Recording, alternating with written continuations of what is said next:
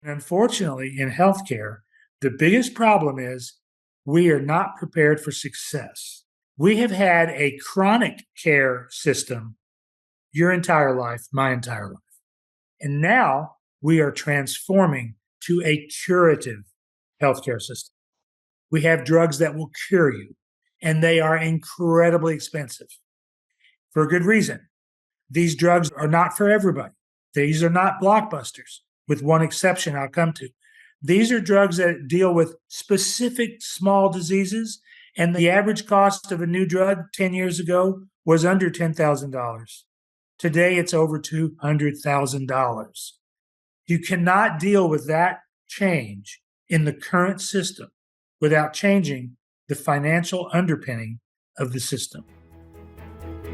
Welcome to A&M Healthcare Industry Group's What's Your Moonshot podcast series, where world-class healthcare leaders seek to solve big problems. Listen as we talk to today's health system CEOs about the journey to achieve their moonshots. Welcome to Alvarez and Marsal's What's Your Moonshot podcast series. My name is Martin McGahan. I am the head of A&M's Healthcare Industry Group, and with me, as always, is kind of really the brainchild of this series, Dr. David Shulkin, who is a senior advisor to A&M, the 9th Secretary of the U.S. Department of Veterans Affairs, and really kind of co-contributor and pilot of this entire Moonshot series. And today we're very excited to have with us Greg Simon. If you give me a minute here, I'll give a little bit of Greg's background, which is incredibly impressive. But Greg is the president of Simonovation, LLC. Hopefully I got that right. And prior to Simonovation, Greg served really as the executive director of the White House Cancer Moonshot Task Force created by President Obama. He continued that as serving as the president of the Biden Cancer Initiative, which is a nonprofit really that aims to accelerate the progress of cancer prevention, detection, treatment, and care. In his previous life, Greg has held positions in both chambers of Congress. He served 2 presidential administrations, was a senior strategy consultant to several technology CEOs, co-founded and led Faster Cures and patient engagement, and was also CEO of Polywog, a financial services company, creating unique capital market opportunities in healthcare and life sciences. Greg, welcome to the podcast series. We're very excited to have you. And in a lot of ways, I think even going back the 3 or 4 years we've been doing A&M's podcast series, your cancer moonshot under President Obama really served as a aspiration for this, talking about the initiatives in healthcare that we see leaders bringing to the table to have innovative, solutions to healthcare challenges, but also how to make the system better. So welcome, and very happy that you're here, Greg. Thank you very much. It's great to be here. David and I had a great working relationship and friendship during the Moonshot, having never met each other before. And I'm delighted to be invited to talk to this podcast. I think your audience for this is a critical audience for generating new ideas in healthcare, and I'm delighted to be part of that. Yeah. And Martin, I just wanted to jump in, because I think you did a terrific introduction to Greg, but I just wanted to emphasize 2 things. Maybe as important as everything else and all of the amazing things that Greg's done in his career is the fact that, frankly, he's a patient. And I always find that people who have experienced our healthcare system personally are the biggest, most passionate advocates for making the system better. And you can't spend time with Greg without sort of sensing that sense of passion and mission to improve the system.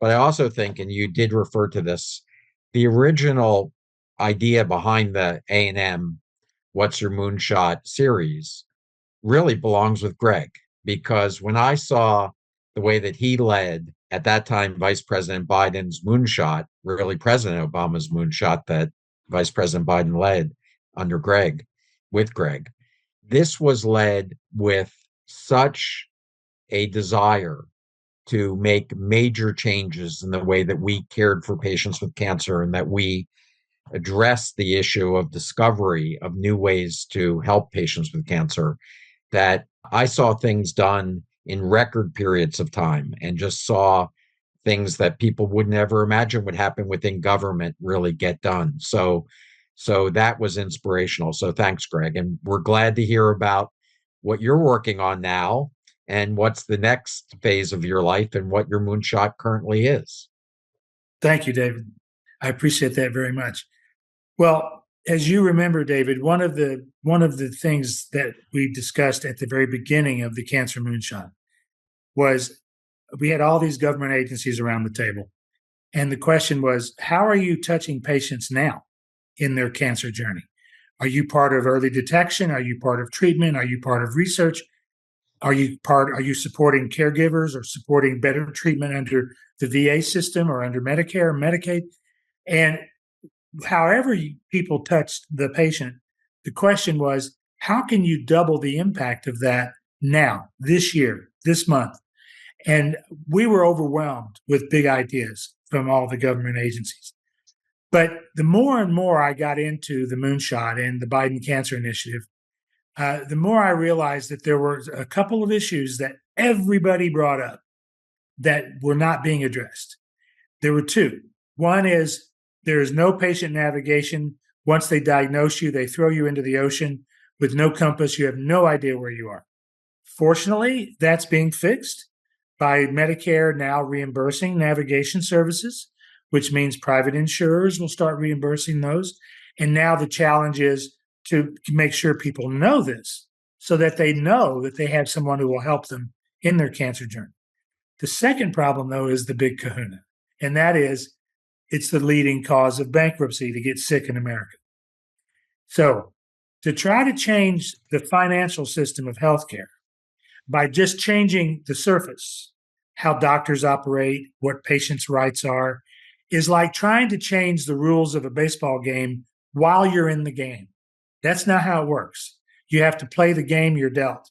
And unfortunately, in healthcare, the biggest problem is we are not prepared for success. We have had a chronic care system your entire life, my entire life. And now we are transforming to a curative healthcare system. We have drugs that will cure you, and they are incredibly expensive for a good reason. These drugs are not for everybody. These are not blockbusters, with one exception I'll come to. These are drugs that deal with specific small diseases, and the average cost of a new drug 10 years ago was under $10,000. Today, it's over $200,000. You cannot deal with that change in the current system without changing the financial underpinning of the system. And that's what I'm focused on now. So first of all, from talking to people like Alvarez and Marçal, where we see the connectivity of the clinical care to the financial reality that you just described.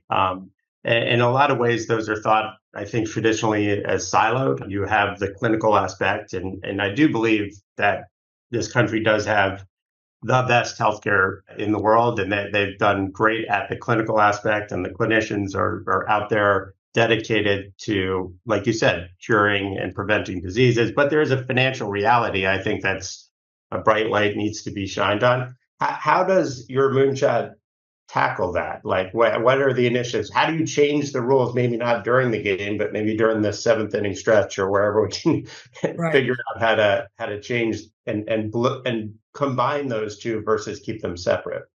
Well, this is my lot in life. So in 2003, because one of my clients got multiple myeloma, I met Mike Milken, and Mike asked me to leave my profitable business to run a nonprofit, which made for a hard discussion when I got home. But one of the things we were doing in Faster Cures, and the way I described it, is all the nonprofits out there, not just in cancer, but everything, are working every day to build a much more powerful jet engine that they could put on a train. The problem is you could put an airplane engine on a train, and it's still only going to average 55 miles an hour because of the track. So we said at Faster Cures, we're not building engines. We're not doing research into diseases. We're going to fix the track. And by fixing the track, we can speed things up for everybody. We can, I used to say you can't do a 2-minute egg in 1 minute, but you don't have to take 6 months setting it up. And that's what we were doing at the NIH. The process of funding, the time cycles, the young people couldn't get into the game. All of these things slow research down. But here's the main point for where's the track now? I grew up in the Delta of Arkansas. There was a cotton field in my backyard. My father had a grocery store. And every year, 25,000 Mexicans came to my hometown of 20,000 people to pick cotton. Cotton was the economy. There are 1,200 ways to trade cotton on the markets, on the financial markets, because cotton is a harbinger for industrial processes writ large, and textiles and clothing, all those things. Why can you do that? Well, a couple hundred years ago, farmers had the problem of not knowing what they were going to get paid for their crops when they planted. And if they had a bumper year, they may actually get paid less because there was a surplus. And if they had droughts and all kinds of other things, they may not have much supply, but they got a higher price.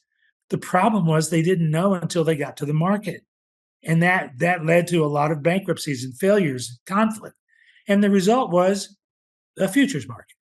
We will tell you now what we will pay you for a bale of cotton 6 or 9 months from now.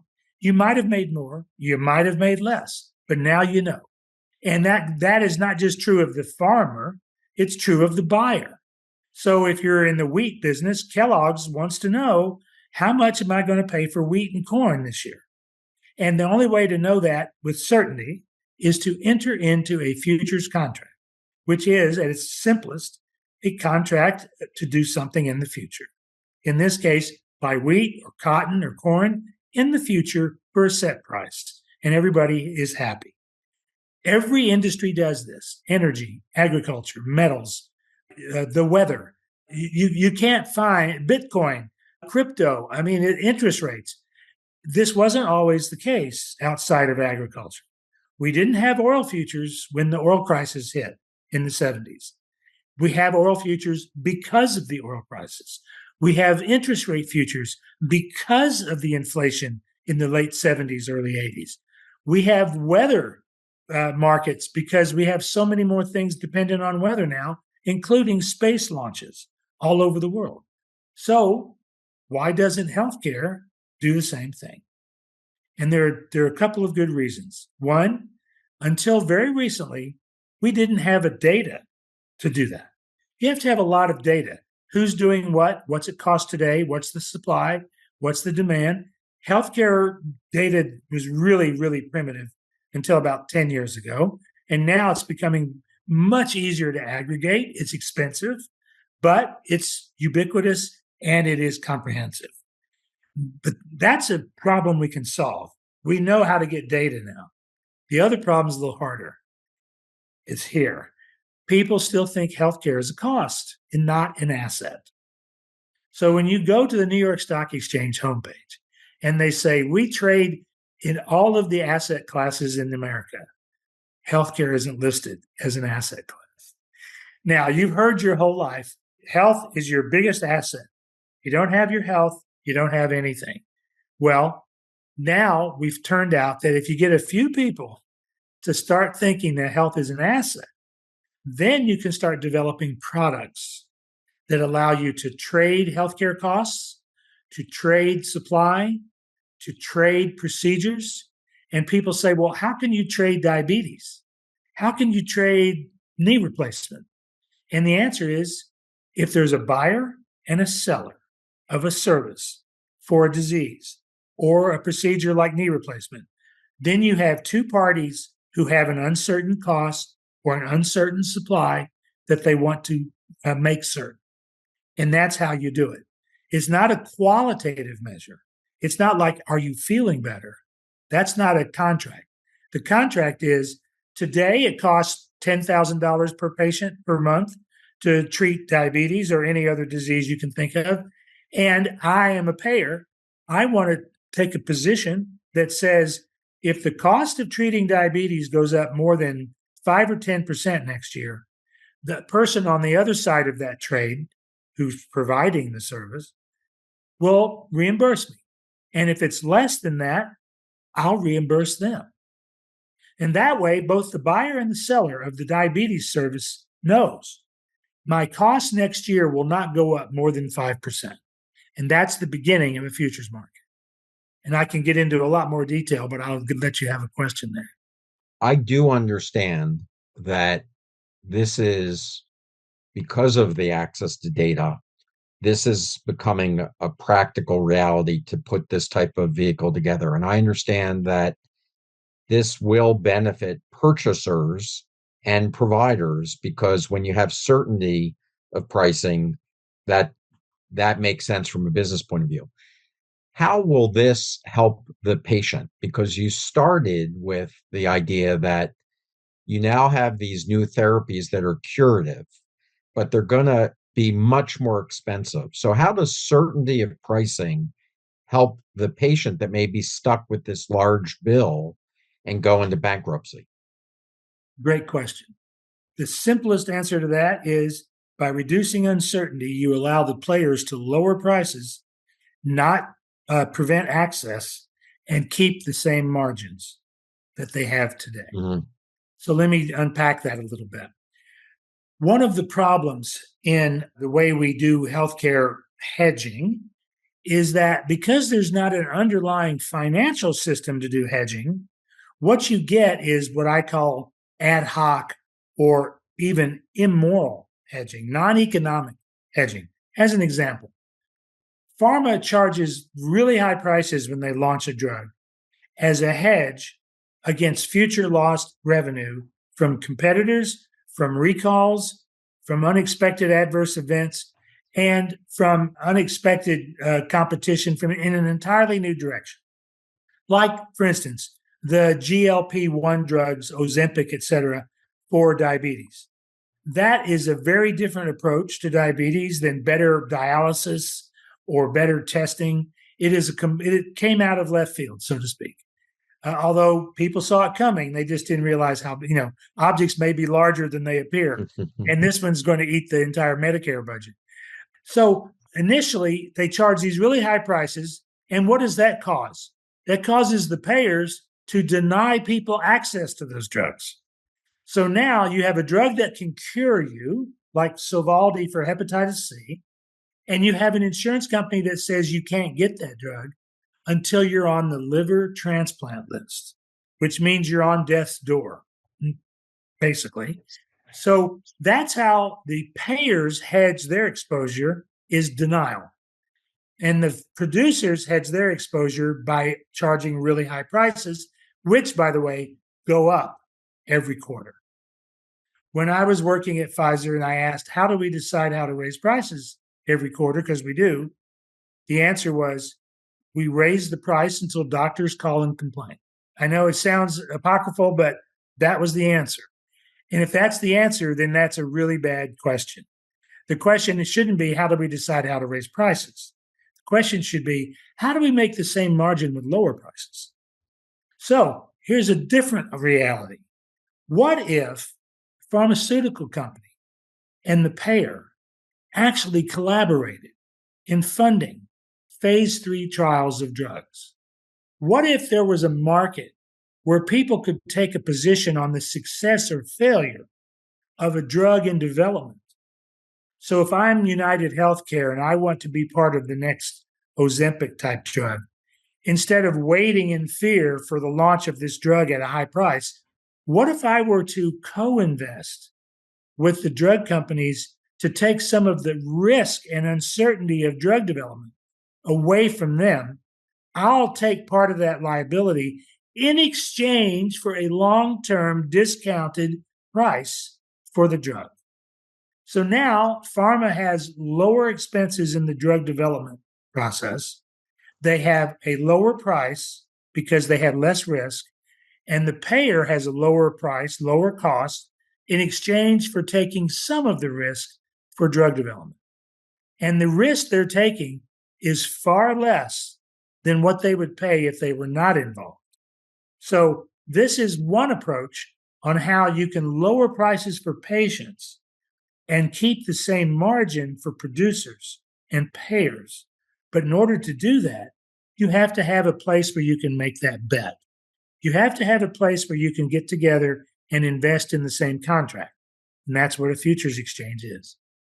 Thinking about this and your analogy with other industries, you can see that and obviously well established, but there's obviously bumpy times in other industries. There's bumpy times in financial markets. How do you prevent those bumpy times that don't cause a crash in the market or access to that? How do you make sure that there's an even playing field there going forward? Or as you think about that, what are the areas to make sure that in doing this, and all well intended, you've got future price comparisons, that the markets don't get out of whack or in ways kind of that aren't benefiting the patient or aren't intended?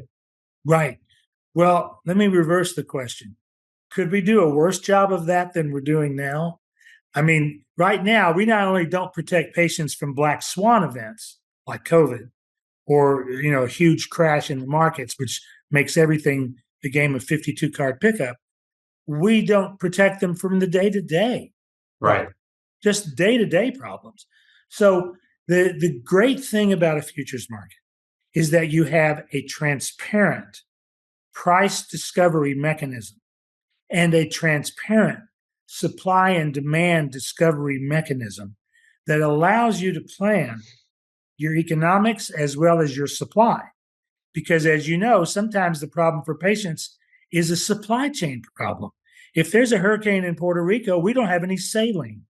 If we're relying on companies in China for certain initial products that go into pharmaceuticals and China shuts it down, we don't have any pharmaceuticals. So we're living in a fairly uncertain world for healthcare as it is. The great thing about a futures market, though, is it says to the drug company, we guarantee you we're going to buy this much of your drug at this price for this long, in exchange for which you're going to give us a time value of money lower price because we're going to pay it to you now. Here's an example. COVID started. What did the oil industry do? Well, there was an article in The Economist. There was one fracking company in North Dakota that when COVID hit, immediately shorted oil, meaning it took a bet that the price of oil would go down. And they made $1 billion on that trade, $1 billion. And so then they just hunkered down and waited for the price of oil to come back. And then they drilled again and sold the oil at a higher price. Now, what happened in healthcare? COVID hit. Every hospital in America would have gone bankrupt if it hadn't been for the federal government. Think about that, libertarians. Every hospital in the U.S. would have gone under if it weren't for the federal government. Why? Because as a group, the American hospitals were losing $50 billion a month from the loss of elective surgeries and other surgeries, by the way, that may not have been elective but couldn't be done. So whereas the oil industry had a futures market where they could hedge calamity, health did not. And as a result, their hedge was the government. And that is an uncertain hedge in these times. So had there been the ability to pre-sell elective surgeries, you wouldn't get the dollar in your hand, but you would have a contract for $1. And that contract can be securitized. You can take that contract to a bank and get a loan because it's a guarantee of payment at a certain time in the future. That's not how healthcare is organized. And as a result, everybody would have gone under. So in terms of how does this all help patients? Price certainty and supply certainty lower prices. Greg, I think that there are probably a lot of people listening who say, this makes sense. We see it in other parts of the economy. So are you writing opinion pieces on this? Are you out there on the speaking circuit? Are you actually working to put this together to bring an index to the market? Will there one day be a commodities index that Greg Simon's part of that people can actually trade? And if so, what's the timeline for something like this? Great question, David. I wrote an article with my colleague in Fortune in February of 2019. The time has come for a futures market in healthcare. You can look it up, as they say. And I have given hundreds of speeches about this to initially perplexed and later enlightened people who said, I've never thought about this. Now, when you're talking to the head of futures at the New York Stock Exchange, and you're talking about putting a futures market into the largest sector of the economy, and they say, I've never thought about that, you realize people really hadn't thought about it. But once they think about it, it is an inevitable conclusion that we have to have one. Here's the great news. We have one. My partner and I finally found an investment community that supported this. They built the team. We brought a lot of people to the team. My partner and I are part owners. We are not involved in the day-to-day because we're both in our 70s. We wanted a younger team. But after 2 years, they got a license from the Commodities Futures Trading Commission, which, by the way, there are only a dozen or so exchanges in general. There's the big ones like the Chicago Mercantile Exchange that does everything except health. And then you have boutique exchanges for crypto coins or weather or timber, whatever. But those exchanges are hard to get, and they got it. And they have had the license since February. But that's the beginning of a process. That process involves finding market makers, people who want to buy and sell these contracts. And they don't have to be healthcare people. Other people can buy and sell these contracts and will to take advantage of volatility in healthcare. The only thing you need traders to want to have to trade is a product and volatility. If something never goes up or down, let's say like your water bill, no one's going to trade it. But when things go up and down as much as healthcare does, everybody wants to trade it once they get it. Now they got it. So that exchange, which is called the IMX Healthcare Exchange, you can look it up, is launching this year. And as I said, their first thing is to go out and organize people who want to be buyers and sellers, payers, pharmaceutical companies, device manufacturers, hospitals, and get going. So it's going to be a reality. And the way these things work, the first couple trades tend to be small. People start noticing, and then boom. And that's what I hope happens here. Is there any, so a lot of A&M's clients, think of CEOs of providers, everything from health systems to outpatient providers across the board, payers as well. From a tactical perspective of them, other than looking up the exchange, what do they need to do to get ready for this? What would advice to them be to say, okay, if I'm going to dip my toe in this, I got to be thinking, how should they be thinking? What should they be thinking of? How do they go about this? Well, first, put a pad and pen by your bed. And when you wake up screaming in the middle of the night about your biggest worry at work, write it down. And that's what you want to hedge. So I ask people all the time, what's your biggest worry? Not that long ago, the biggest worry was diabetes. Then it moved to specialty pharma because those are the expensive drugs. Now it's gone to the GLP-1 drugs that could cost $120 billion by themselves for Medicare, which is almost 80% of the current total budget of Medicare for drugs. So if that's your biggest worry, start writing those worries down because that's what a futures market is intended to do. Address your worry. What will I get paid for my tomatoes at the market? What will I get paid for oil next month? What will I get paid for cotton in 6 months? That's your biggest worry. That's what you want to hedge. And make a list because everybody's got more than one. And now it'd be rare disease drugs in addition to specialty pharma. It would be the cost of new diagnostics that are going to be genomic based that lead to very expensive genomic treatments and CRISPR type treatments. So whatever your worry is, write it down. And at the same time, write down what your asset is. What is my asset? If you're the head of an insurance company, is your asset your cash on hand or are you keeping your patients in the system? And if you think of your patients as your asset, how can you keep them in the system? Stop denying them therapies. Stop doing pre-authorization. Stop doing all these things that drive doctors crazy and drive patients crazy because that's the only way they have to hedge. Stop it and hedge like everybody else with this, not with taking things away from people. Greg, I wanted to ask a question.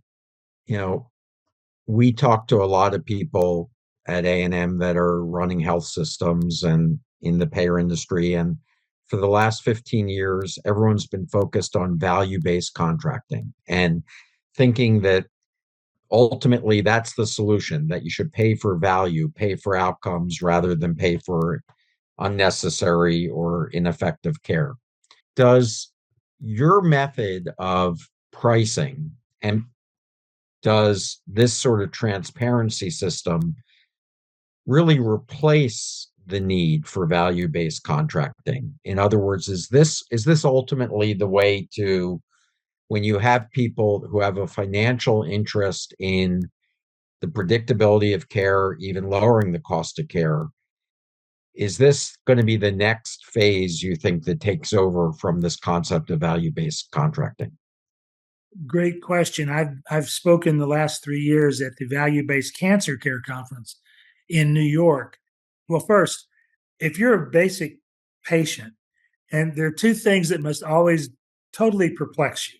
One is we're now going to use real world evidence to figure out if things work. And to the average person, the question is, well, what were we using if it wasn't real world evidence? The second thing is, if we weren't giving value based care before, why weren't we? And the answer was we weren't measuring it. We weren't measuring it. We were just doing things. Now, we know that 75% of first line cancer treatments don't work in people. So we knew that we were trying to do value based care, but when we found that we weren't, how did that change our practice? And the answer Mhm. was not much. Daniel Kahneman, who wrote Thinking Fast and Slow, recently died, got the Nobel Prize. And he said, he was part of a group of Israelis who were trying to pick a leader from a group exercise. And every time they picked a leader, they were wrong. When they watched the group exercise and they said, "Oh, that's the leader," they were wrong. But they never changed the system they used to pick the leader. So, what can we do to change that in healthcare? First, let's say that pharmaceutical company X puts a new cancer drug out. They have to withhold now X% of the revenue from that drug in case it doesn't work and they're in a value based contract. They have to refund some of that money to the payer. Now, pharmaceutical company X has an opinion of how many people this will work in. Biotech expert Z over here has a very different opinion. And there are people who are working on this model. The way you do this is you have a third party come in and buy the liability from the pharmaceutical company because they think they can do a better job determining the value of the drug and where it will work and where it will not. So now the pharmaceutical company has laid off their liabilities, so to speak, and they made, maybe 80 cents on the dollar or 90 cents because the person buying that liability thinks, you know what? They thought it was going to be a 30% failure rate. I think it's 20%. And I'm going to see if that works out. That's the way other systems work in other industries. That can work here with the net result that you have value-based care where the risk is shared, which means more people will be willing to do it. And the patient knows that if it doesn't work, they will not be on the hook for paying for it, nor will the payer. And that helps everybody.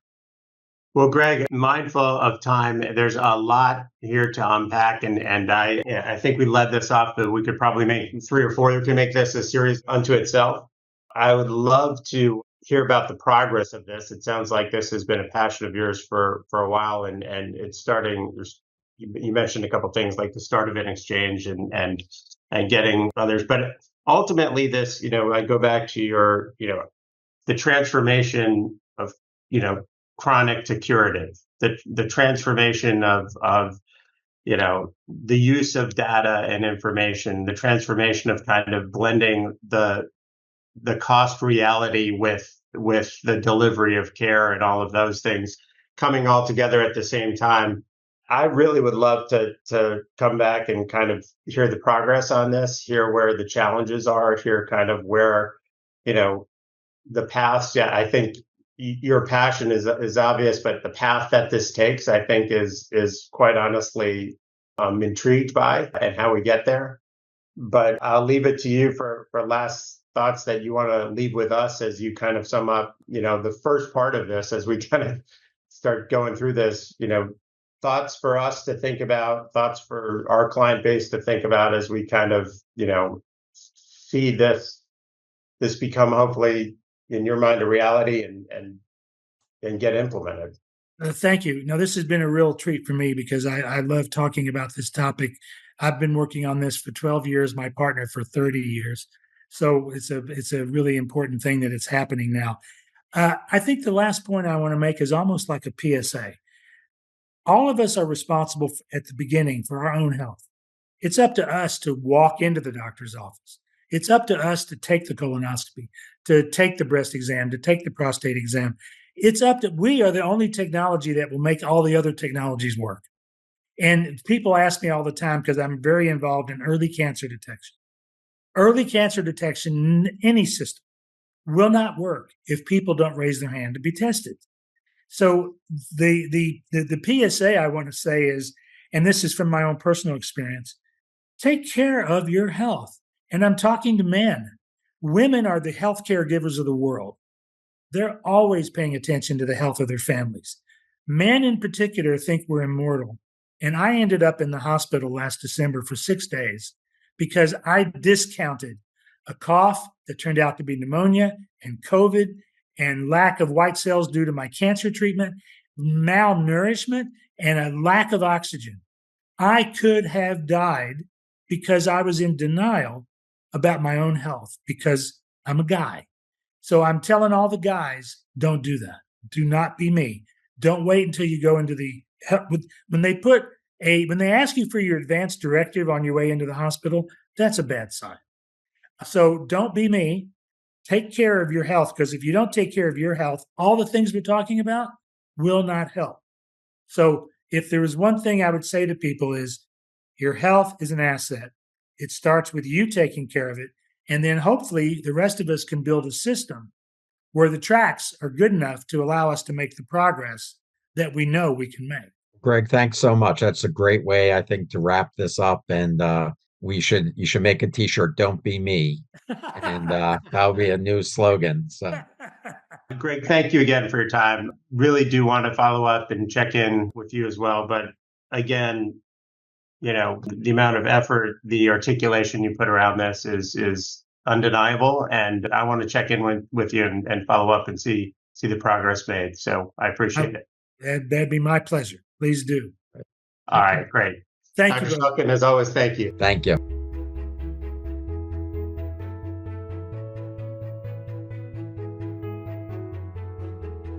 Alvarez and Marsal.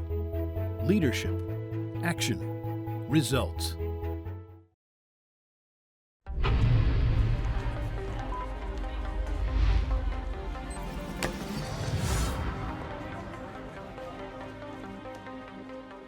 Well, David, you've known Greg for a while. I am overwhelmed and intrigued by just the thoughtfulness and passion and everything. And like all of our guests, truly passionate about this. But this has been an area that I'd love your perspective on how you've seen this evolve, because obviously, working with him on the cancer moonshot and on the cancer initiative, he has the policy side of this, done. He has the problem solving side of it done, which I've seen, actually heard you speak directly to. This is a guy who knows how to get things done, but I'd love your perspective on just the journey that you've seen him on over the last few years. Yeah, I think when you look at Greg and you listen to the discussion that we've had with him today, you understand that he's in a unique position. He comes from a financial background, having worked on the finance side. He understands healthcare by working in both pharmaceuticals, but also spending the time with providers and payers. But this ability to look at things as a patient and knowing what it's like to have cancer and having to navigate this system and understand the financial uncertainty with having cancer, that puts him in this unique position to create a new solution.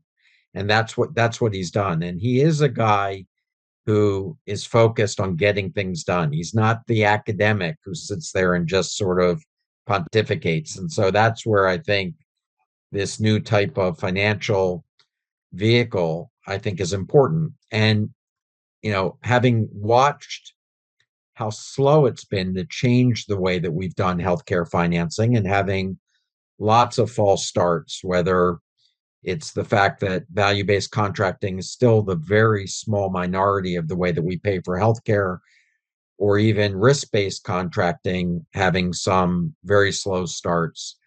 This might be a way of accelerating financial engineering and a different way of paying for healthcare in the future. And so I'm excited to watch it as it begins to actually happen. Yeah, and I thought your question about value-based care was right on point. Is the industry's tried to incorporate, really, call it population health, call it value-based care. How do you treat and how do you get measure outcomes and reward outcomes? This in a way kind of aligns the financial side of it. So it was interesting his answer. It wasn't going to replace value-based care. It was going to enhance it and make it more effective, which I thought was a really interesting take, because I know, having been in healthcare for 30 years, this is truly a moonshot. This is a transformative way of looking at payment around healthcare. But in a lot of ways, it's kind of baked into the aspect of how we do things already. You have to predict a little bit the future. You have to predict investment. You have to, every capital budget out there is, where do you invest your money? Where's the biggest return? And this is really the next evolution of that and next step of that. Yeah. And I agree. And while it's really a free market solution, which I think is in some ways a uniquely American way of running healthcare, to me, what's fascinating is thinking about this from the government perspective. If you look at the uncertainty of government expenditures over the next decade, you think about Medicare as and other Medicaid, supplement programs as being one of those big factors in the budget that is just so hard to predict. And so if there could be additional certainty, even from a federal and state perspective in healthcare expenditures, this could be extremely helpful. So I'm thinking that the policy implications of this are going to be very interesting if this can get launched off the ground. Yeah, it's look, we've all seen the charts, right? We've all seen Medicare spend, we've all seen it out into the future, and it just keeps going up, Right. keeps going up. The traditional answer to that is, well, lower costs, but reward the lower cost provider, reward the person who can do it for less. Figure out a way to cut costs, and that will lower the expense side from the federal government. And it's still, the chart still continues to rise because that's just not happening. So there has to be some kind of transformative effect on that. This is intriguing on, does this, have a free market approach to it? Are there elements of it where getting the future visibility into it and transparency, as we say in all of its things, that's a very loaded word, but putting your money behind the transparency, it's a really unique approach that I'm intrigued to see how it kind of plays out.